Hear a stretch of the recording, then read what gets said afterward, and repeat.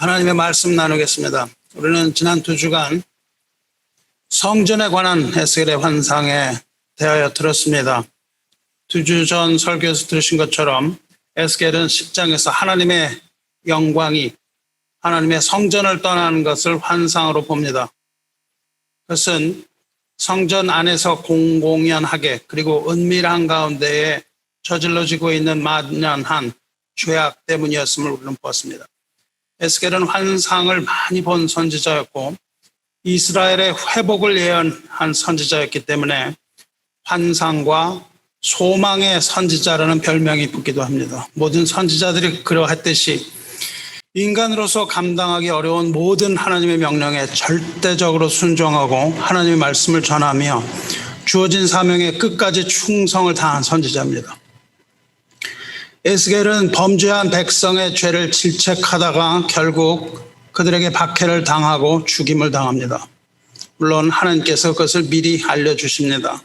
보라, 무리가 내 위에 줄을 놓아 너를 동여매리니 내가 그들 가운데서 나오지 못하리라. 부르실 때 미리 그 박해와 순교의 장면을 말씀해 주십니다.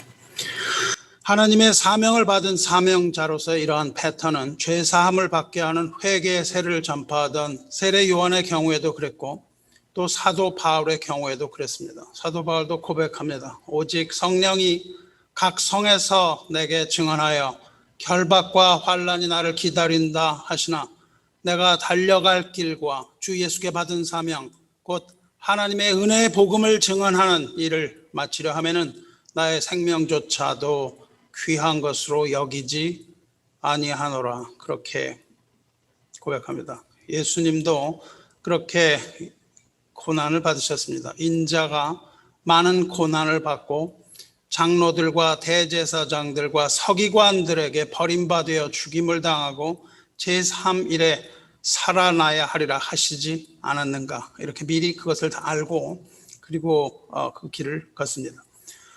선지자 에스겔은 나라의 패망이 명백하게 백성 자신의 죄의 결과임을 강력하게 선포하고 하지만 하나님의 긍휼과 자비의 결과로 그 나라가 회복될 것을 선언합니다. 그리고 이스라엘 나라의 회복뿐만 아니라 그리스도에 의해서 이루어질 하나님의 나라와 세워질 교회에 대해서 그리고 재림 이후에 완성될 메시아 왕국에 대해서 풍부한 예언을 보여줍니다. 이런 것이 선지자의 사명입니다. 여러분 에스겔을 읽으시기 바랍니다. 인간의 상식으로는 도저히 상상도 할 수 없을 만큼 기이한 행동으로 말씀을 선포한 에스겔은 복음과 삶의 실천과 복음 전파를 소홀히 하고 점점 미지근해져가는 오늘날 우리 교회의 경종을 울리고 있습니다. 에스겔은 바벨론에 사로잡혀간 패망국 유다의 백성들에게 희망을 주는 하나님의 사자였으며 하나님께서 세우신 파수꾼으로서 절망과 침체에 빠진 그들에게 소망과 구원의 기쁜 소식을 전해 주었습니다.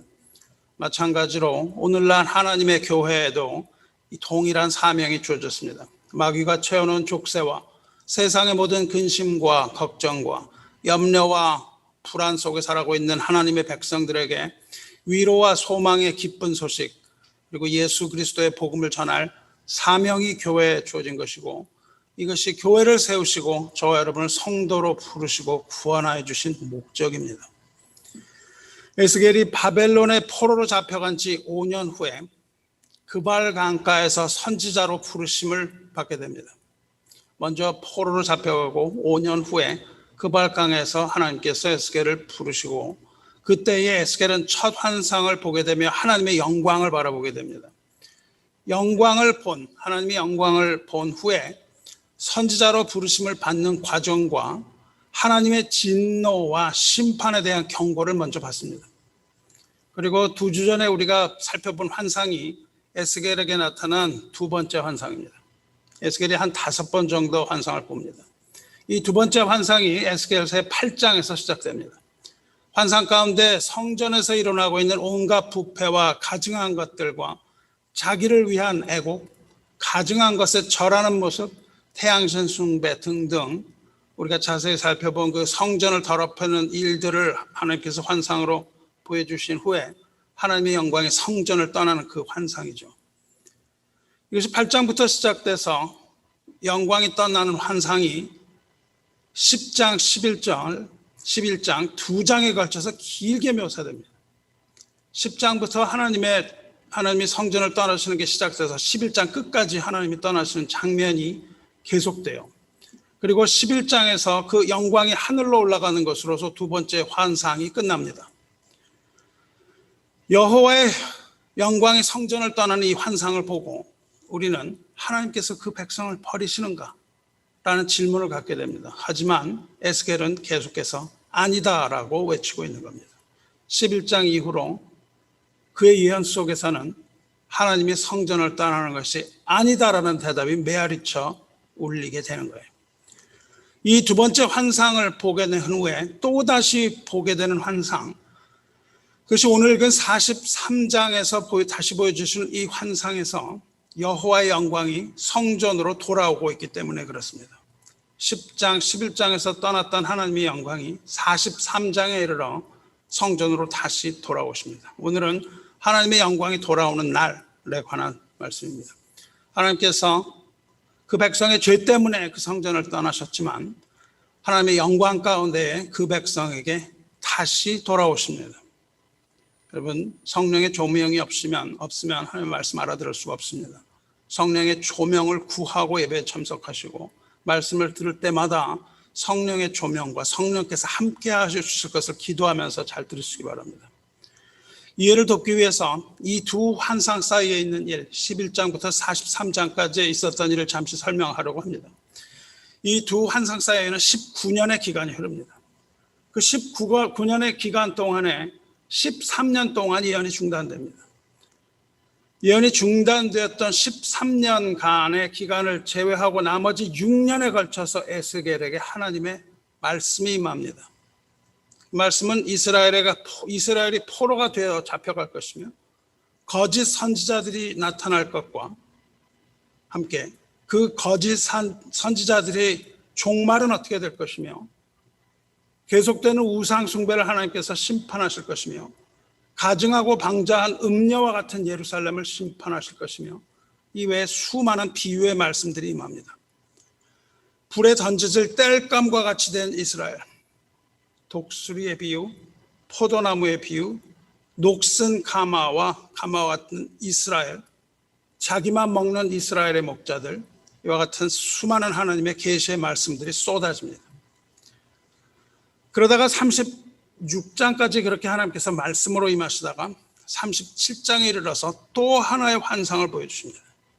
37장에 이르러서 이 환상으로 다시 나타나는데 그 환상은 10장, 11장에 있는 그 영광이 성전을 떠나는 환상과 오늘 43장에 읽은 영광이 돌아오는 환상 사이에 들어있는 환상이에요.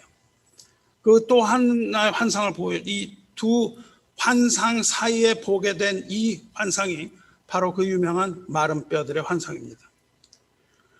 에스겔의 골짜기에 널려있는 수많은 마른 뼈들을 향해서 에스겔이 하나님의 말씀을 대언할 때에 마른 뼈들이 서로 맞춰지고 힘줄이 생기고 살이 오른 후에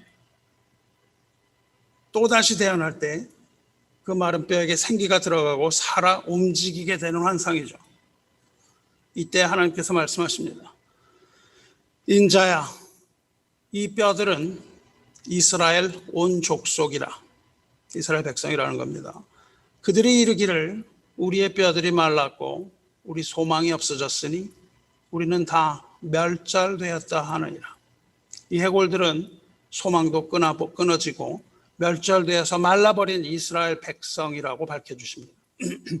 그리고 또 이렇게 대언하라고 말씀하십니다. 그러므로 너는 대언하여 그들에게 이르기를 주 여호와께서 이같이 말씀하시기를 내 백성들아, 내가 너희 무덤을 열고 너희로 거기에서 나오게 하고 이스라엘 땅으로 들어가게 하리라. 내 백성들아, 내가 너희 무덤을 열고 거기에서 나오게 한즉 너희는 내가 여호와인 줄 알리라. 그렇게 말하라고 하십니다. 이게 무슨 말입니까? 이것은 곧 죽은 자가 살아나는 것이죠. 부활을 말합니다. 하나님께서 그들의 무덤을 열고 거기서 나오겠다고 하시는 거예요. 그때에 무덤을 열고 나갈 때에 여호와가 하나님이신 것을 알리라 말씀하시는 거예요. 우리 중에 하나님을 본 사람은 없습니다. 하나님을 아는 사람도 없습니다. 하지만 우리가 죽어서 무덤에 누워있을 때에 하나님의 음성이 들릴 것입니다. 내 백성들아, 내가 너희 무덤을 열고 너희를 거기에서 나오게 한즉 너희는 내가 여호와인 줄 알리라. 그때가 오기 전까지 우리는 하나님을 볼 수도 없고 하나님을 알 수도 없습니다. 하지만 그때가 오면 하나님께서 차가운 무덤의 뚜껑을 열고 우리의 이름을 부르실 겁니다. 그때 우리는 생기를 얻고 생명을 얻어서 부활하게 됨을 믿습니다. 그리고 그때에 비로소 우리는 하나님이 우리 하나님이신 줄을 두 눈으로 확증하게 되는 겁니다. 그러나 그 전에도 희미하지만 우리는 하나님을 볼 수 있습니다. 희미하게 하나님을 볼 수 있게 해주는 그것을 우리는 믿음이라고 부릅니다. 비록 우리가 하나님의 얼굴을 하나님과 얼굴로 대면하여 볼 수 없지만 우리에게 믿음의 눈이 뜨여지면 우리는 살아있는 하나님을 볼 수 있습니다. 모두 믿음의 눈을 뜨시고 하나님을 볼 수 있게 되기를 주님의 이름으로 축원합니다. 이렇게 말씀하시고 이어서 계속해서 대언하라고 말씀하십니다. 내가 또 내 영을 너희 속에 두리라 말씀하세요. 내가 내 영을 너희 속에 두어 너희가 살아나게 하고 내가 또 너희 고국 땅에 들이니 나 여호와가 이 일을 말하고 이런 줄을 너희가 알리라. 여호와의 말씀이니라 말씀하세요. 하나님의 성령이 우리에게 임할 때 우리에게 생명이 들어오는 겁니다.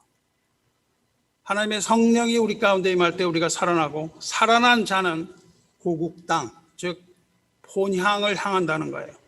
하나님께서 죽은 자를 살리셔서 무덤에서 나오게 하시고 생명인 성령을 주셔서 영이 있는 자는 자기 보향으로 가게 된다는 것이 하나님의 메시지입니다. 그것을 대언하라고 말씀하셨어요. 하나님께서 선지자를 통해서 이 일을 계시하시고 또 이루실 것을 믿는 자는 천국에 대한 소망과 본향에 대한 그리움을 가지고 이 전 세대와 이 세대와 이후의 세대를 살아가는 모든 성도라고 부르심을 받은 자요 하나님의 백성이라고 일컬음을 받는 자들입니다. 여러분이 이것을 믿으시면 그것이 바로 하나님의 백성이 되는 것이요 하나님의 성도가 되는 겁니다. 에스겔이 본 이 환상은 물론 그림자입니다. 환상이에요. 언약의 그림자입니다. 그리고 이 환상은 예수 그리스도 안에서 성취되는 것이에요. 진실로 진실로 너에게 이르노니 죽은 자들이 하나님의 아들의 음성을 들을 때가 오나니 곧 이때라. 듣는 자는 살아나리라 말씀하셨어요. 이를 놀랍게 여기지 말라. 무덤 속에 있는 자가 다 그의 음성을 들을 때가 오나니 선한 일을 행한 자는 생명의 부활로 악한 일을 행한 자는 심판의 부활로 나오리라. 할렐루야. 부활의 주님을 찬양합니다.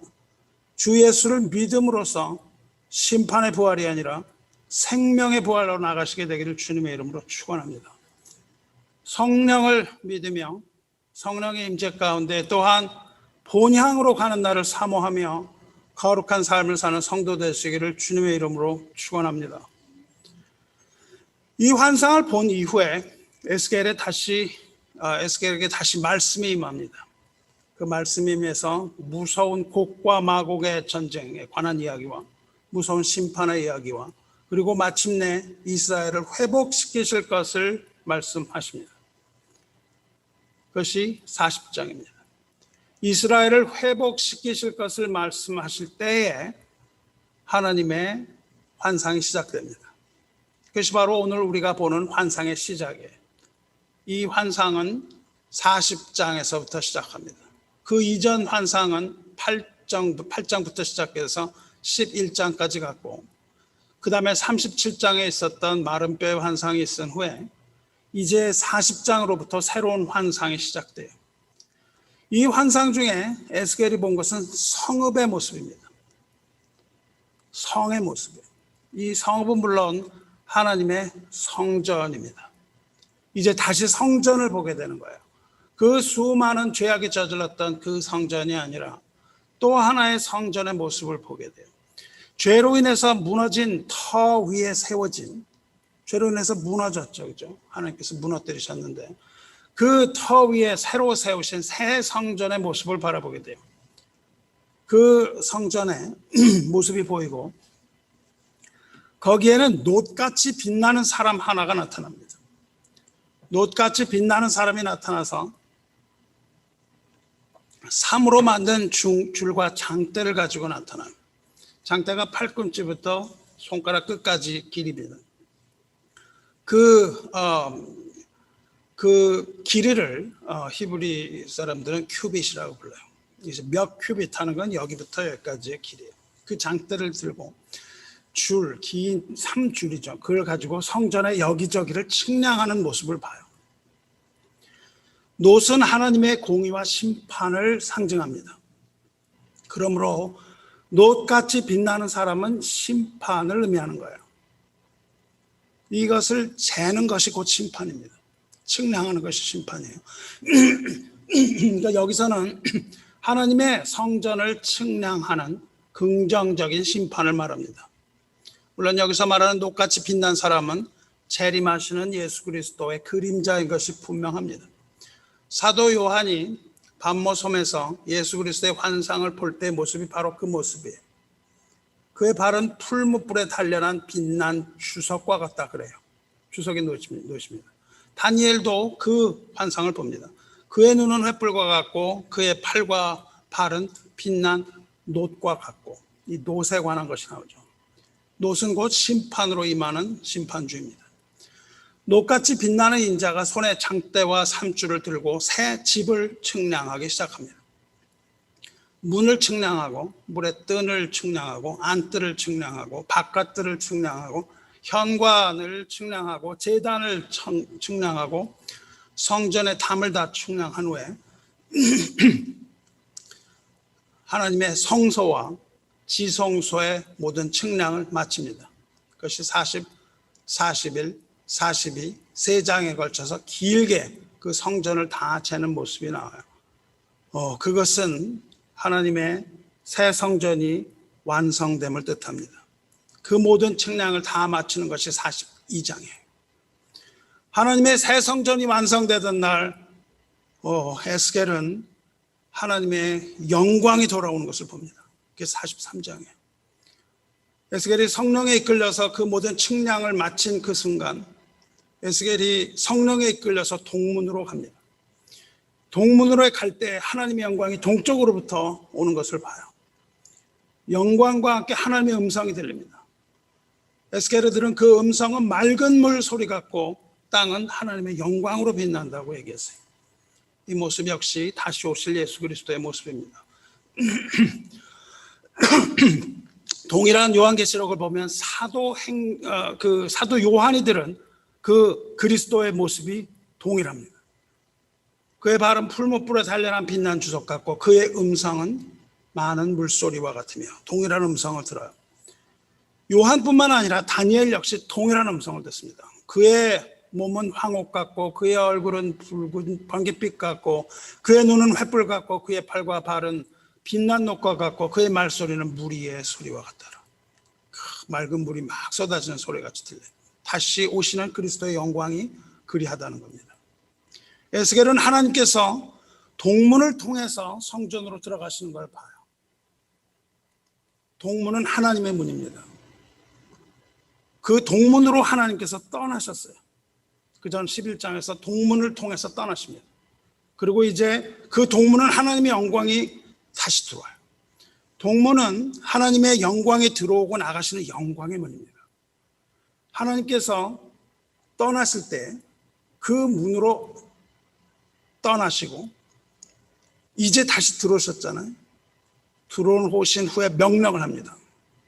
이 문을 닫고 다시는 누구도 이 문으로 들어오지 못하게 하라 하세요.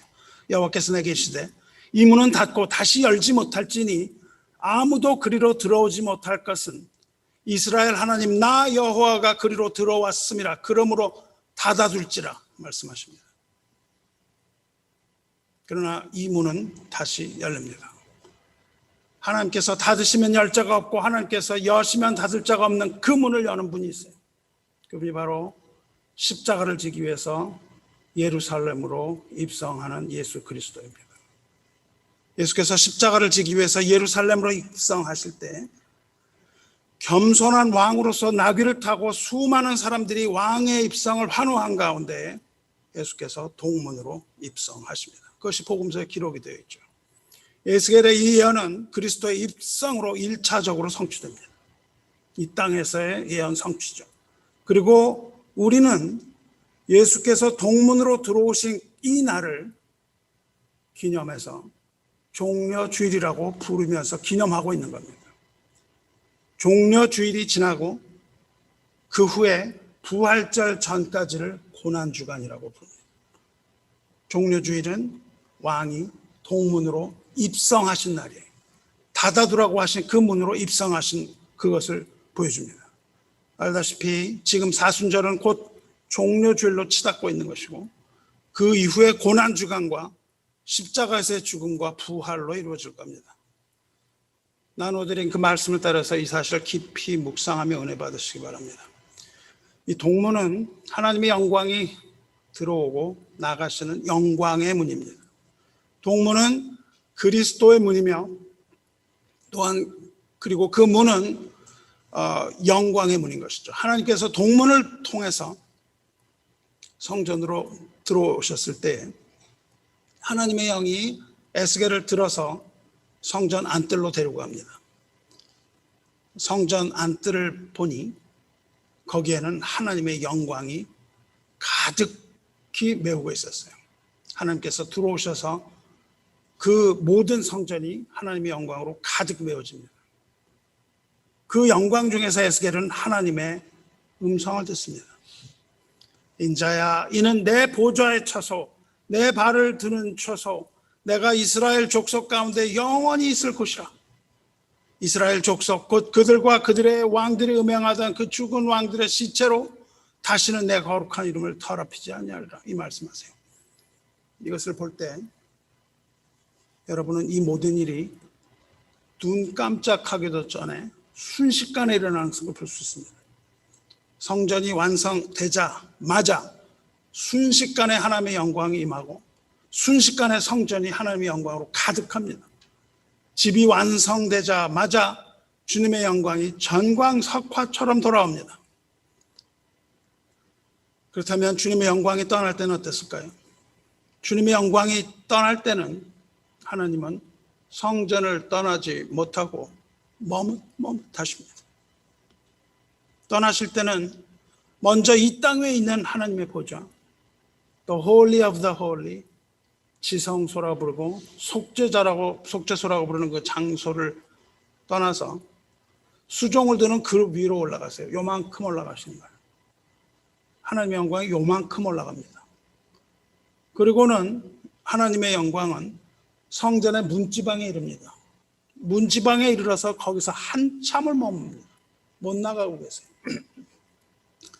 머뭇거리던 하나님의 영광은 이제 드디어 문지방을 떠나서 동문에 가서 또 머뭅니다. 하나님께서 그 문에 가셨을 때 그 문이 영광으로 덮입니다. 그리고 이제 천사들과 함께 성전 가운데서 또다시 머무십니다. 그 후에 성전의 동쪽에 있는 감람산에 가서 머무세요. 그리고 마침내 하늘로 오르십니다. 이것이 환상의 마지막이에요. 그래서 2장이나 이것을 할애하고 있어요. 하나님이 떠나지 못하고 머뭇거리시는 장면을 계속 보여줍니다. 하지만 하나님께서 그렇게 머무셨지만 결국은 떠나십니다. 그런데 떠나지 못하고 머뭇거리면서 주님께서 약속을 하십니다. 주님의 약속, 떠나지 못하면서 하시는 그 주님의 약속은 곧 너희를 회복시키고 다시 오겠다 하는 그 약속이었어요. 이렇게 되어 있습니다. 너는 말하기를 주 여호와의 말씀에, 이것은 떠나시기 전에 하신 말씀입니다. 너는 말하기를 주 여호와의 말씀에 내가 비록 그들을 멀리 이방인 가운데로 쫓아내어 여러 나라에 흩었으나 그들이 도달한 나라들에서 내가 잠깐 그들에게 성소가 되리라 하셨다 하고, 그러니까 이제 성전을 잃어버리고요, 성전이 무너지고 포로로 잡혀갔는데 그때 하나님께서 잠깐 거기에 머물겠다고 하시는 거예요. 포로된 곳에 내가 가겠다 말씀하시는 겁니다. 이제 그들의 죄로 인해서 여러 나라를 흩을 것이나 포로된 그 나라에 하나님께서 잠시 머무르시겠다는 거예요. 하나님은 거룩하지 않은 곳에 머물 수 없는데 하나님께서 거기에도 머물겠다. 잠깐. 너는 또 말하기를 주 여호와의 말씀에 내가 너희를 만민 가운데 모으며 너희를 흩은 여러 나라 가운데서 모아내고 이스라엘 땅을 너희에게 주리라 하셨다 하라. 그리고 이제 그 포로 생활로부터 구원하여 그들을 다시 모을 것이라고 약속을 하십니다. 떠났잖아요. 그렇게 약속을 했어요. 그러나 그 이후에는 모든 죄악을 다 버리라 그렇게 말씀하세요. 그들이 그리로 가서 그 가운데에 모든 미운 물건과 모든 가증한 것을 제거하여 버릴지라 다시 살려주실 텐데 그때 죄를 버리라고 말씀하세요. 그리고 그때에 성령을 부어주겠다고 말씀하십니다. 내가 그들에게 한 마음을 주고 그 속에 새 영을 주어 그 몸에서 돌 같은 마음을 제거하고 살처럼 부드러운 마음을 주어, 그렇게 말씀하세요. 돌 같은 마음, 순종하지 않는 마음, 목이 곧은 백성, 아주 완악한 백성에게 이제 새로운 부드러운 마음 주겠다고 말씀하십니다. 그리고 이제 하나님의 백성을 회복하실 것을 약속하십니다. 내 율례를 따르며 내 규례를 지켜 행하게 하리니 그들은 내 백성이 되고 나는 그들의 하나님이 되리라. 주님 떠나시기 전에 하신 말씀입니다. 이제 계명을 지키는 하나님의 백성이 되라고 말씀하시는 거예요. 예수 그리스도의 사랑의 계명을 지키는 성도는 하나님의 백성이며 하나님의 자녀가 되는 권세를 얻을 것을 이미 말씀하고 계시는 겁니다. 그러나 미운 것과 가증한 것을 마음으로 따르는 자는 내가 그 행위대로 그 머리에 갚으리라. 주 여호와의 말씀이라 말씀하세요. 하지만 가증히 여기는 하나님 미워하시는 것을 따르는 자는 그 머리는 정수리입니다. 여기를 세게 치신다는 거예요. 우리의 정수리의 숨골을 하나님이 세게 치신다는 겁니다. 그 정수리에, 내 죄가 내 정수리에 내려앉을 것이며 그리스도의 심판을 면할 수 없을 것이라고 말씀하고 계시는 겁니다. 이런 말씀을 하신 후에야 하나님의 영광이 떠납니다. 주님은 성전과 그 백성을 떠나는 것을 기뻐하지 않으셨습니다. 하지만 주님은 떠나셔야만 했습니다. 왜냐하면 거기에는 가증한 우상들과 창녀들과 시체들과 백성들의 타락과 멸망에 가증한 것들이 거룩한 곳에 섰기 때문에 그렇습니다. 하지만 떠나실 때와는 달리 돌아오시면 그야말로 순식간에 이루어졌죠.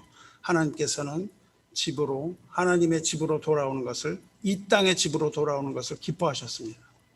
하나님께서는 택하신 백성 가운데 임재하는 것을 기뻐하세요. 그것이 백성을 구원하신 이유이기 때문에 그렇습니다. 그렇다면 왜 하나님의 영광이 여기서 돌아왔습니까? 하나님께서 왜 그렇게 신속하게 돌아오셨을까요? 여태까지 설명을 깊게 드렸죠. 여기서 여러분은 왜 하나님이 돌아오셨는가를 알아야 합니다. 이 백성이 아주 우수한 백성이 되었기 때문에 돌아오셨습니까? 아닙니다. 하나님께서 돌아오신 이유는 하나님이 머무실 새 성전이 건축되었기 때문에 그렇습니다. 이제 그 과거의 성전이 무너지고 이제 새 성전이 완성되었기 때문에 돌아오셨습니다.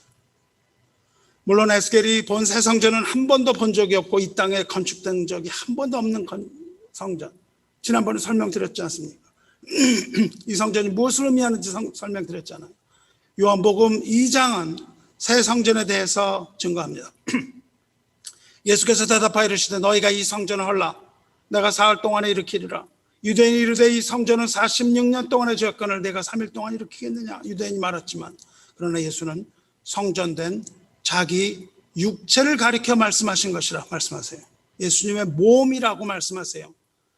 에스겔이 환상에서 본 새 성전, 하나님을 돌아오게 했던 새 성전은 무엇입니까? 요한복음에서 말씀하신 대로 십자가에서 죽으시고 제3일에 부활하신 예수 그리스도의 몸이 아닙니까? 예수 그리스도의 몸, 부활하신 몸이 새 성전의 완성을 말해요. 그것을 보자마자 하나님께서는 성전으로 돌아오신 거예요. 그렇다면 무엇이 예수 그리스도의 몸입니까? 에베소 1장 23절에 분명히 말하고 있습니다. 교회는 그의 몸이니, 교회는 그리스도의 몸이에요. 사흘 만에 부활하신 예수 그리스도의 몸은 교회를 말합니다. 교회는 그의 몸이니 만물 안에서 만물을 충만하게 하시는 이의 충만함이니. 물론 여기서 그는 그리스도를 말하죠. 그러니까 부활하신 그리스도의 몸, 즉 교회가 세워졌을 때 하나님의 영광이 돌아온 것입니다. 할렐루야. 하나님의 영광이 돌아온 것은 그리스도 안에서 하나님의 집, 하나님의 교회가 완성되었기 때문입니다. 교회가 처음 세워졌을 때 하나님께서 성령으로 이 땅에 임하시는 거예요. 여러분은 하나님께서 여러분의 영성에 관심이 있다고 생각하십니까? 우리가 뭐 영성이 있어서 하나님이 기뻐서 돌아오십니까? 무슨 예언의 은사가 있는 사람들이 있다고 해서 돌아오십니까? 여러분의 무슨 선함에 무엇이 있어서 하나님이 그걸 관심하고 돌아온다고 생각을 합니까? 여러분의 무슨 능력이 있어서, 여러분에게 무슨 성실함이 있어서 어떤 은사에 하나님이 관심 둔다고 생각하십니까? 절대 그렇지 않습니다. 하나님은 여러분의 영성에 전혀 관심이 없으시고 여러분의 선함에도 관심이 없으시고 그것으로 인해서 하나님의 영광이 돌아오는 것이 아닙니다. 하나님의 영광이 돌아왔을 때 여러분이 능력을 받게 되는 것이고 하나님의 영광이 돌아왔을 때 여러분이 은사를 받게 되는 것이고 하나님의 영광이 돌아왔을 때 여러분에게 모든 것이 주어지는 것이에요. 하나님의 관심은 여러분에게 있지 않고 하나님의 관심은 교회에 있습니다. 우리의 능력이 있지 않아요. 우리가 능력이 있다고 해서 하나님이 돌아오시는 것이 아닙니다. 교회를 통하여 여러분이 영적으로 성장을 하고 능력을 받고 은사를 받고 성령의 열매를 맺기 원하시는 것이지 저와 여러분이 어떤 훌륭한 일을 했다고 해서 하나님의 영광이 돌아오는 것이 아닙니다. 오직 예수 그리스도 안에서 그의 성전인 교회가 만들어졌을 때 하나님의 영광이 그와 함께하는 법이에요. 말라기 선지자 이후로 하나님의 영광이 떠났습니다. 하나님께서 선지자를 보내지도 않으셨고 말씀도 뚝 끊어졌어요. 하나님의 영광은 떠나신 후에 430년 동안 공백기가 있었습니다. 그런데 하나님은 왜 이 땅에 다시 돌아오셨습니까? 무엇 때문에 이 땅에 돌아오셨습니까? 영광은 예수 그리스도의 탄생으로 이 땅에 다시 오셨습니다. 하나님의 아들이 이 땅에 오심으로 이 땅에 하나님의 영광이 다시 임하는 거예요. 마가복음 1장 1절에 하나님의 아들 예수 그리스도의 복음의 시작이라. 이것이 다시 시작되는 하나님의 말씀입니다. 하나님의 영광이에요. 때가 찼고 하나님의 나라가 가까웠으니 회개하고 복음을 믿으라. 이 말씀과 함께 하나님의 영광이 이 땅에 돌아옵니다. 말씀이 육신이 되어 우리 가운데 거하시매 우리가 그의 영광을 보니 아버지의 독생자의 영광이요 은혜와 진리가 충만하더라. 할렐루야. 주님의 영광이 돌아오는 겁니다. 예수 그리스도께서 이 땅에 오실 때 주님의 영광이 함께 따라오는 거예요. 우리가 그의 영광을 보니 아버지의 독생자의 영광이라고 말했습니다. 주님의 관심은 저와 여러분의 어떠함에 있지 않고 예수 그리스도의 몸, 그리스도의 교회에 있는 것을 믿으시기 바랍니다. 이 땅에 교회가 세워질 때 하나님의 영광이 돌아오는 겁니다. 주께서 얼마나 그 백성에게 돌아오기를 갈망하시는지. 하지만 주님은 보좌를 놓을 거룩한 장소가 필요한 겁니다. 주님은 두 발을 디디실 거룩한 처소가 필요한 거예요. 거기가 바로 예수 그리스도의 몸입니다. 주님께서 보좌를 놓으실 거룩한 처소, 주님의 발을 디딜 거룩한 처소가 바로 예수 그리스도의 몸이라는 거예요. 그리고 예수 그리스도의 몸은 거룩을 잃지 않은 하나님의 교회입니다. 인자야, 이는 내 보좌의 처소, 내 발을 두는 처소, 내가 이스라엘 족속 가운데 영원히 있을 곳이라 7절에서 말씀하셨잖아요. 바로 이것이 주님이 이 땅에 있는 주님의 거처입니다. 하늘에 있는 보좌가 이 땅에 내려올 수 있는 곳은 유일무이하게 예수 그리스도 안에 있는 예수 그리스도의 몸 외에는 없는 겁니다. 주 안에 사랑하는 성도 여러분, 주님의 교회를 귀하게 여기시기 바랍니다. 이 집은 살아계신 하나님의 교회요, 진리와 기둥의 터입니다. 주님께서 임재하기를 기뻐하시는 주님의 처소입니다. 주님이 돌아오기를 아주 기뻐하시는 곳이에요. 이것이 바로 교회의 정체성입니다.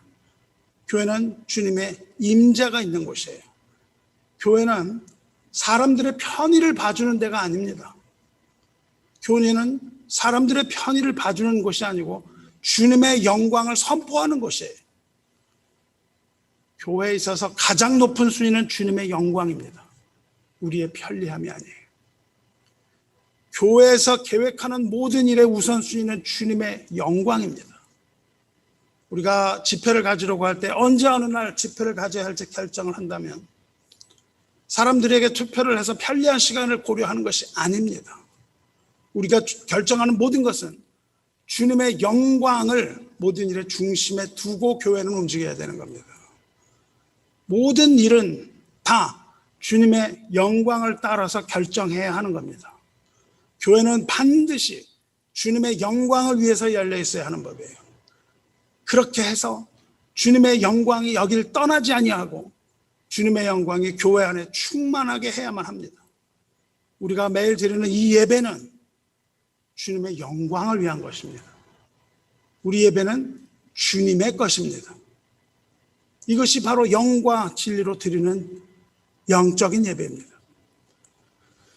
한 10년 전에 한국 모든 교회가 모델로 삼아서 따라가려고 했던 교회가 있습니다.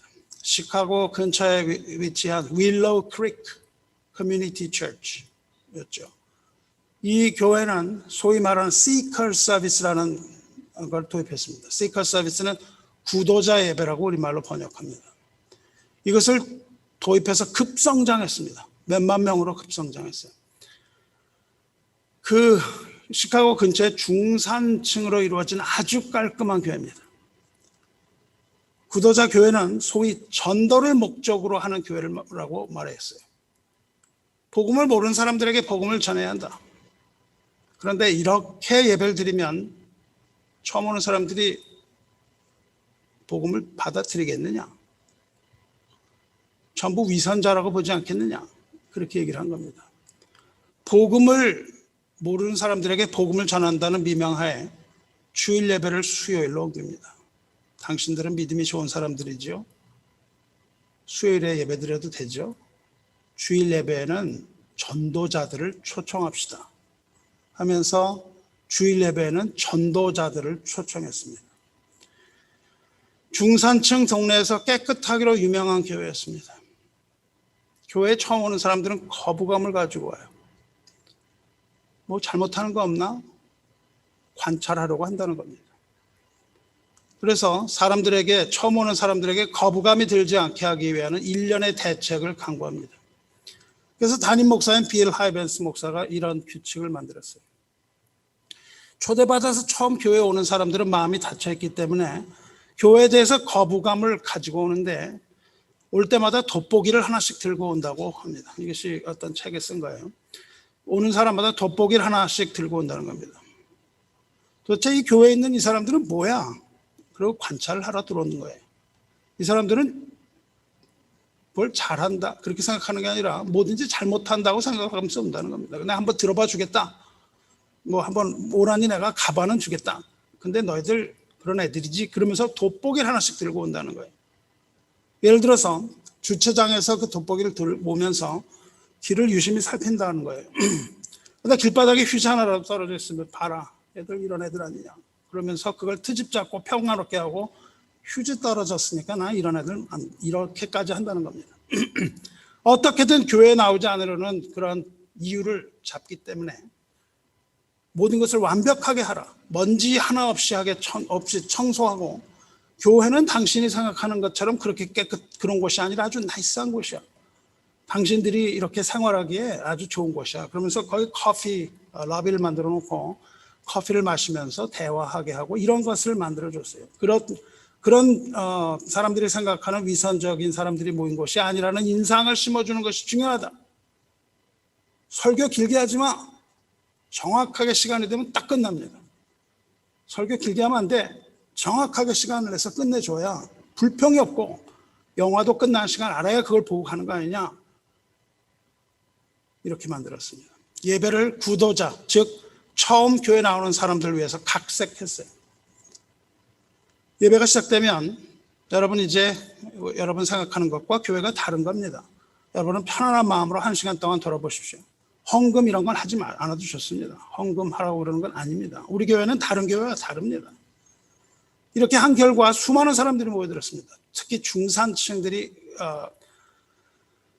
아주 대단히 많이 몰려들어서 산전 이내를 이루고 교회는 급성장했습니다. 순식간에 3만 명으로 늘어났죠. 아주 깨끗하고 정결한 건물, 이런 인터넷도 잘 되고 화면, 좋은 화면, 전문적인 아주 프로페셔널한 전문적인 그런 것으로 디자인된 예배, 영화와 비교해도 손색이 없을 만한 예배, 이런 것들로 채워서 급성장한 대형 교회입니다. 이것의 비결을 배우려고 우리나라에서 수많은 목사들이 방문했습니다. 그리고 한국에서도 급성장했습니다. 그런데 여러분, 2008년 여름 담임 목사 빌 하이벨스는 수많은 교회 지도자들이 모인 컨퍼런스에서 놀라운 선언을 합니다. 나는 목회에 실패했습니다. 그렇게 선포합니다. 자기는 많은 사람 전도했을지 모르지만 그 사람들을 그리스도인으로 만들지 못했고, 그들의 신앙이 성장하게 하지 못했고, 영적인 성장을 가르치지도 못했고, 결국 예배를 망치고 자기 목회는 실패했다. 이렇게 고백합니다. 개인적으로 굉장히 용감하고 훌륭한 고백이라고 생각합니다. 이것이 바로 하나님의 영광을 가운데 들지 아니하고 사람들의 편의를 생각하고 그런 것입니다. 주 안에 사랑하는 성도 여러분, 여기서 문제가 무엇입니까? 그것은 하나님의 영광이 아니라 교인의 편의를 생각한 예배라는 거예요. 예배라고 부를 수 없는 것입니다. 예배는 전도가 아닙니다. 사람을 기쁘게 하랴, 하나님을 기쁘시게 하랴, 결국 이것이 예배의 주안점입니다. 이것이 영적 전쟁의 핵심이에요. 전도를 목적으로 예배를 설계해서는 안 됩니다. 여러분이 은혜 받겠다고 교회에 나와서는 안 됩니다. 예배는 은혜 받는 곳이 아니에요. 예배는 하나님께 영광을 돌리는 행위입니다. 교회에 나오는 이유는 하나님께 경배하기 위함이요, 그 예배는 하나님께 영광을 돌리고 하나님의 이름을 찬송하는 데 중심이 있습니다. 그럴 때에 여러분에게 은혜가 충만하게 풍성하게 흘러가는 거예요. 우리가 하나님께 영광을 돌리고 하나님 앞에 예배를 드릴 때에, 그때야 여러분이 은혜를 받는 거예요. 은혜 받겠다고 하면 은혜 받지 못합니다. 교회에서 시험 드는 거예요. 은혜 받겠다고 교회 나오면. 우리가 영과 진리로 예배 드리는 가운데 하나님의 임재가 충만하고 하나님의 영광 가운데 성령께서 우리 마음을 움직이시면 택하신 백성은 은혜를 받고 하나님을 알게 되는 겁니다. 우리의 힘과 능력으로 전도할 수 없는 겁니다. 오직 하나님의 성령만이 그 영을 주셔서 돌과 같은 마음을 부드러운 마음으로 바꾸어 주셔야만 하는 거예요. 교회는 사람들의 편의를 제공하는 것이 아니라 하나님의 영광을 최우선에 둬야 합니다. 진정한 예배자로 이 자리에 서시기 바랍니다. 영과 진리로 예배 드리시기 바랍니다. 그때에 하나님의 집이 임재로, 하나님의 임재로 영광이 가득 차게 되는 걸 여러분 보게 될 것이고, 여러분의 영혼에도 하나님의 영광이 가득하게 되는 것을 볼 것입니다. 이것이 바로 예배의 본질이고 하나님이 성전을 떠나셨던 이유고 하나님이 성전에 돌아오시는 이유입니다. 우리가 하나님의 영광 보여야 되지 않습니까? 이제 할렐루야, 이제 여러분에게 묻습니다. 이제 주님은 돌아오셨습니다. 어디로 돌아오셨는지 말씀하시기 바랍니다. 주님께서는 그리스도 안에서 주님이 세우신 교회, 주님의 몸으로 돌아오셨습니다. 할렐루야. 에스겔에게 말씀하시는 겁니다. 또 우리에게 말씀하시는 겁니다. 인자야, 너는 아느냐? 나는 이것을 수년간 기다려왔다. 하나님 기다려 오신 겁니다. 떠날 때 뭐라고 하십니까? 인자야 너는 보느냐? 이것이 적은 일이라고 할 수 있느냐? 물어보신 하나님께서, 인자야 너는 아느냐? 나는 이것을 수년간 기다려왔다. 오 인자야 나는 너무도 기쁘다. 그 말씀하고 계시는 거예요. 내 보좌의 처소, 내 발을 드는 처소, 이곳 내가 영원히 머무를 이곳 나의 처소, 나는 기쁘다. 이렇게 말씀하고 계시는 겁니다. 주님은 하나님의 교회를 갈망하십니다. 주님은 교회로 돌아오기를 갈망하고 기다리고 계십니다. 그것이 완성된 날 기다리고 하시는 거예요. 이것이 바로 우리도 또한 기뻐해야 할 이유입니다. 우리에게 기쁨이 있습니다. 이것이 바로 새롭게 갱신된 교회 회복입니다. 주님께서는 어디에나 편만하게 존재하시죠. 물론 교회만 계시는 건 아닙니다. 하늘의 하늘이라도 하나님의 보좌를 받들 만한 곳은 없습니다. 하물며 손으로 지은 여기에 하나님께서 머무르시겠습니까? 하나님께서는 어디나 계신 분이에요. 황무하고 약한 이 땅에도 오셨고 포로로 잡혀갔던 곳에도 하나님은 계셨습니다. 낮은 곳, 포로된 곳, 인생의 밑바닥에도 주님은 항상 계십니다. 하지만 그것은 한정적이고 제한적인 방법입니다. 영광을 위하여 존재하시는 것이 아닙니다. 하지만 이제 교회에 있어서는 하나님께서는 정상적인 방법으로 거룩한 땅에 돌아오시는 거예요. 교회는 돌아오신 건 하나님의 영광이라니까요. 에스겔이 본 환상은 그리스도 예수 안에 세운 거룩한 하나님의 성전으로 그 영광이 들어가는 환상입니다. 그래서 오 나의 보좌에 쳐서, 오 나의 발을 둔 쳐서, 이렇게 하나님께서 말씀하시면서 기뻐하고 계시는 겁니다. 보좌에 앉으심은 곧 하나님 나라의 통치하심을 말해요. 나의 보좌가 있는 처소라는 것은 내가 이제 통치한다고 다시 말씀하시는 겁니다. 발을 두시면 그곳을 다스리심을 말씀하세요. 하나님의 나라는 백성과 땅과 통치권으로 이루어지는 거예요. 보통 나라가 그러하듯이 하나님께서는 이제 마른 뼈들에게 생기를 불어넣으셔서 살아나는 백성으로 삼으시고, 성전과 성읍을 회복하셔서 백성이 거할 땅, 하나님의 나라로 대표되는 이 땅을 회복하시고, 하나님께서 돌아오셔서 그 나라와 땅을, 그 백성을 통치하시는 거예요. 이것이 완성입니다. 이 환상의 완성이에요.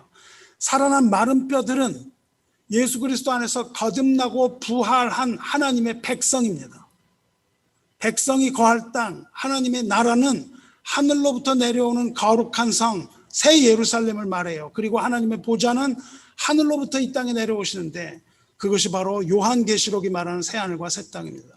교회를 통하여 내려오시는 거예요. 이 모든 것이 다 세상 끝과 연결이 되어 있는 거예요. 요한계시록의 마지막으로 다 연결이 됐습니다. 하지만 주님이 다시 오시는 그 전까지 교회에게 그 역할을 맡기셨다고요. 교회가 그 역할을 대신하고 있는 겁니다. 마른 뼈는 누구입니까? 거듭난 그리스도인이에요. Born again Christian. 여러분이 거듭난 그리스도인이면 여러분이 바로 마른 뼈예요. 보좌에 쳐서 발을 두실 처소는 주님의 몸인 교회입니다. 주님의 보좌는 교회를 다스리시는 하나님의 통치권이에요. 이것을 하나님의 나라라고 부릅니다. 그래서 하나님께서 그처럼 기뻐하시는 거예요. 인자야 보았느냐 말씀하시는 거예요. 이곳은 내 백성들의 집이구나 기뻐하시는 겁니다. 이곳은 나의 통치가 있는 곳이구나 기뻐하시는 거예요. 이곳은 나의 집, 내 백성, 내 자녀를 둔 곳이구나 기뻐하시는 것이에요. 나의 안식을 위해서 내가 거할 나의 보좌를 보라. 이것이 이 땅에 있는 나의 교회다 선포하시는 겁니다. 그렇게 돌아오시는 거예요. 돌아오면서 이것이 나의 교회라고 선포하시는 겁니다. 내가 핏값을 주고 산 나의 교회다. 이렇게 선포하시는 거예요. 이제 나는 내가 거할 그 처소를 얻었도다. 이렇게 할렐루야 외치시는 겁니다. 하나님은 예수 그리스도 안에서 그 처소를 얻으셨습니다.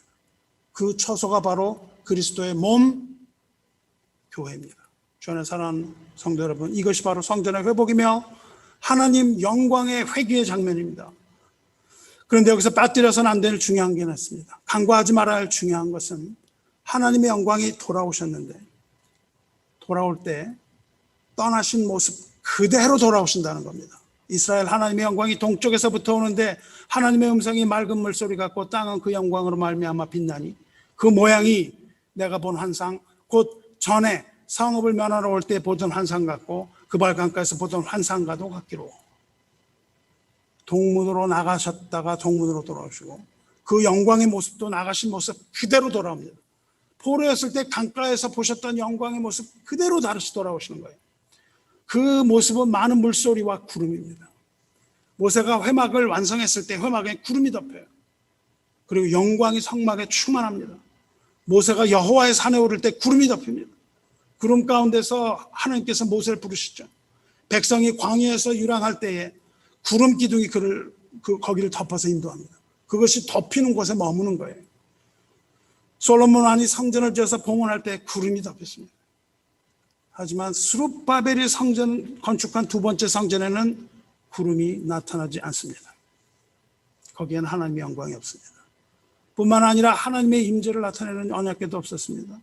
성소 안에는 7가지 달린 메노라 촛대밖에 없었습니다. 그 성전은 돌 위에 돌 하나 남지 않고 다 무너져 내렸습니다. 하지만 하이스겔이 본 이 환상은 하나님께서 떠나신 그대로 다시 돌아오십니다. 떠나실 때 영광으로 구름이 가득한 것을 봐요. 하나님께서 가신 모습 그대로 봅니다. 이것이 우리에게 얼마나 위로가 되는지 모릅니다. 여러분, 오늘 읽은 사도행전을 보시기 바랍니다. 이 세상에 영광으로 오신 예수 그리스도의 승천의 모습입니다. 하늘로 올라가시는 모습이에요. 이 땅을 떠나시는 모습입니다. 예수께서 부활하신 후에 제자들과 모였을 때 제자들이 묻습니다. 주께서 이스라엘 나라를 회복하심이 이때니까 묻습니다. 그러니까 예수님 대답하십니다. 때와 시기는 아버지께서 자기 권한에 두셨으니 너희 알 바 아니오. 우리는 예수님 언제 오시는지 자꾸 궁금합니다. 예수님 말씀하십니다. 너희 알 바 아니오. 영어로 확실합니다. It's none of your business. 네가 생각할 게 아니라는 겁니다. It's none of your business. 예수님이 오실지 않을지 왜 그렇습니까? 주님의 대답은, 이 제자들의 질문은 이스라엘 회복에 관한 것이었지만 주님의 대답은 하나님 나라에 관한 것이었기 때문에 그래요. 그리고 천국 복음이 세상 끝까지 전파될 때가 그때라고 밝히십니다. 오직 성령이 너희에게 임하시면 너희가 권능을 받고 예루살렘과 온 유대와 사마리아와 땅끝까지 이르러 나의 증인이 되리라. 이렇게 말씀하세요. 그때가, 그 땅끝까지 복음이 전해지는 그때가 하나님의 나라가 올 때라는 겁니다. 이 말씀을 마치시고 예수께서 하늘로 올라가세요. 그리고 그때 구름이 그를 가리워 보이지 않게 됩니다. 구름이 가득한 하나님의 영광 가운데 예수께서 하늘로 오르세요. 그것을 보고 사람들이 멍하고 쳐다보고 있죠. 자세히 그것을 보고 있는데 그 옆에 흰 옷 입은 천사들이 나타납니다. 여호와께서 성전을 떠나실 때 그 그룹들이 거기 수종했던 것처럼 예수께서 하늘로 올라갔을 때 천사들이 수종하고 거기서 얘기합니다. 갈릴리 사람들아, 어찌하여 서서 하늘을 쳐다보느냐? 너희 가운데서 하늘로 올려주신 이 예수는 하늘로 가심을 본 그대로 오시리라 말합니다. 그렇습니다. 여러분, 우리 주 예수께서는 가신 모습 그대로 그 영광 가운데 다시 오신다고 말씀하셨습니다. 할렐루야. 구름이 뒤덮은 그대로 영광 가운데 다시 오실 겁니다. 제자들이 마지막 때가 언제냐고 예수님께 물어보셨을 때 예수님 말씀하십니다. 그때 있을 모든 환난과 전쟁과 전쟁의 소문, 무서운 박해에 대해 말씀하시고, 다니엘이 말한 바 멸망에 가증한 것이 거룩한 곳에 선 것에 대해 말씀하셨고, 그 가증한 것이 거룩한 곳에 서는 것을 보거든 너희는 산으로 도망하라 말씀하셨습니다. 그리고 그때 하늘에 징조가 있을 것이라고 말씀하시죠. 그때 그 환난 후에 해가 어두워지며 달이 빛을 내지 아니하며 별들이 하늘에서 떨어지며 하늘에 있는 많은 권능들이 흔들리리라 말씀하세요. 해가 어두워지고 달이 핏빛으로 변하는 그날이 주의 날이며 그날 주님 다시 오신다고 말씀하셨어요. 그리고 이렇게 말씀하십니다. 그때에 인자가 구름을 타고 큰 권능과 영광으로 오는 것을 사람들이 보리라 말씀하십니다. 주님의 구름을 타고 큰 권능과 영광으로 함께 오신다고 했습니다. 할렐루야. 이것이 바로 성전으로 다시 오시는 영광의 모습입니다. 그리고 또 말씀하시죠. 또 그때에 그가 천사들을 보내어 자기가 택하신 자들을 땅 끝으로부터 하늘 끝까지 사방에서 모으리라. 여호와 하나님 하신 말씀 그대로입니다. 그렇게 영광으로 오시는 이유는 그 나라를 회복하기 위하여 그 백성을 모으시는 거예요. 나라의 회복을 위해서 자기 백성을 부르시고 그 백성의 하나님이 되심, 이것이 바로 하나님 나라의 언약의 완성입니다. 예수께서 다시 오실 때는 아기 모습으로 오시지 않습니다. 어떤 사람 묻죠. 주님 오시는 날 어떻게 우리가 주님 알아볼 수 있겠습니까? 걱정하지 마시기 바랍니다. 주님은 누구나 다 알아볼 수 있도록 가신 모습 그대로 구름을 타고 영광 중에 오시는다고 말씀하셨어요. 요즘 나타나는 자기가 그리스도라고 주장하는 모든 것들은 다 가짜입니다. 왜냐하면 누구나 다 알아볼 수 있는 영광 가운데 나타날 수가 없기 때문에 그렇습니다. 하나님의 영광이 없기 때문에 그래요. 그 자들과 구별할 수 없는 정도로 그렇게 오시는 것이 아니라 믿는 자는 누구든지 알아볼 수 있도록 가신 모습 그대로 영광 가운데 다시 오겠다고 약속하셨습니다. 이것을 믿으시기 바랍니다. 구체적으로 어떻게 오십니까? 주께서 호령과 천사장의 소리와 하나님의 나팔소리로 친히 하늘로부터 강림하시리니 그리스도 안에서 죽은 자들이 먼저 일어나고 그 후에 우리 살아남은 자들도 그들과 함께 구름 속으로 끌어올려 공중에서 주를 영접하게 하시리니 그리하여 우리가 항상 주와 함께 있으리라. 그러므로 이러한 말로 서로 위로하라. 이것은 휴거의 모습입니다. 주님의 재림의 모습입니다. 하나님의 나라가 영광 가운데 완전히 회복되는 모습입니다. 그때 무덤에 누운 자는 아들의 음성을 듣고 일어날 것이며 우리는 하나님의 영광이 구름 속으로 끌어올려져서 하나님의 영광 가운데 주를 영접하게 되는 겁니다. 이것을 믿으시기 바랍니다. 이것을 믿는 자에게 복이 있는 겁니다. 그리스도께서 십자가 위에서 죽임을 당하시고 부활하신 이후에 사람의 손으로 지어진 성전은 하나님의 뜻 가운데 무너진 후에 무용지물이 되었습니다. 이 건물도 무용지물입니다. 왜냐하면 사람의 손으로 지은 구약의 성전은 참 성전이신 그리스도와 그의 교회의 그림자이기 때문입니다. 참된 성전은 그리스도입니다. 그리스도 안에 있는 성도는 여러분은 그리스도의 영이 거하고 계시기 때문에 교회와 성도의 몸이 곧 하나님의 집 참 성전입니다. 예수를 구세주여 주로 믿는 성도는 성령으로 말미암아 하나님이 거하실 처소가 되기 위하여 예수 안에서 함께 지어져 가는 겁니다. 이것이 참된 교회의 모습이에요. 말씀 맺겠습니다. 우리는 이제 교회로 돌아오신 하나님의 영광을 보았습니다. 여러분 영광을 보았습니까? 백성의 회복은 교회에서 시작됩니다. 여러분 이제 예배를 회복하시기 바랍니다. 예배가 회복되지 않고서 성도는 아무것도 할 수 없습니다. 신앙의 정체성과 방향은 예배의 방향에 따라 결정됩니다. 이제 더 이상 자기 편의적인 예배의 태도는 버리시기 바랍니다. 자기의 생각대로 자기의 좋은 것을 따라서 예배 드림을 다 버리시기 바랍니다. 신실함이 결핍된 예배는 지겹습니다. 겨루기 결핍된 예배도 지겨운 겁니다. 정결함이 없는 예배를 미워하시기 바랍니다. 사랑이 없는 교회를 미워하시기 바랍니다. 관행에 따라서 그리고 환경과 감정에 따라서 진정성 없는 예배를 드리고 있다면 이 시간 회개하고 바로 잡으시기 바랍니다. 주님의 영광이 가득한 예배를 드림으로 하나님을 기쁘시게 하고 그 안에서 여러분도 큰 은혜와 기쁨을 누리시기를 주님의 이름으로 축원합니다. 함께 기도하겠습니다. 은혜와 사랑이 충만하신 하나님 아버지, 오늘 이 시간 하나님의 영광을 보여주심 감사드립니다. 우리들의 눈이 밝아져서 주님의 영광 바라보게 하시고 우리 마음 가운데 문을 열어서 성령께서 우리 가운데 거하시기를 원합니다. 그리스도의 영이 없으면 그리스도의 사람 아니라고 말씀하신 대로 우리 마음 가운데 그리스도의 영으로서 들어오셔서 좌정하시고 우리의 믿음과 삶을 주관하여 주시옵소서. 하나님의 나라와 교회를 사랑하오니 성령으로 부어주시고 우리 교회가 주님의 신부로서 하나님만을 섬길 때 주님의 사랑과 은혜로 가득 채워주시옵소서. 주께서 영광으로 돌아오실 그날을 우리가 손꼽아 기다리며 기름을 준비하고 기다리오니 구름 가운데에 오실 주님 영광의 구름을 우리의 눈으로 보게 하시고 그날이 올 때 우리를 영접하시고 그날이 가까울수록 주님을 사랑하는 백성들이 이 교회에 가득하여 주님 오시는 날 믿음을 보일 수 있도록 도와주시옵소서. 하나님의 나라와 영광을 위하여 헌신할 하나님의 용사들을 이 교회에 두시고 영적으로 큰 전쟁이 일어날 때 물러나지 아니하시고 안개하게 하시고 승리할 수 있도록 주께서 친히 인도하여 주시옵소서. 기도의 능력을 믿사오니 지금 드리는 기도가 땅에 떨어지지 아니하고 하나님의 보좌에 이르게 하시고 향기로운 향기가 되어 하나님께서 흠양하실 만한 기도가 되매 이 백성들에게 이루어 주시옵소서. 하나님의 귀한 백성들이며 하나님의 자녀들이오니 주님께서 귀히 여기시고 주님의 은총을 하늘로부터 부어주시옵소서. 우리들을 사랑하시되 끝까지 사랑하시는 우리 주 예수 그리스도의 이름으로 간구하옵나이다. 아멘.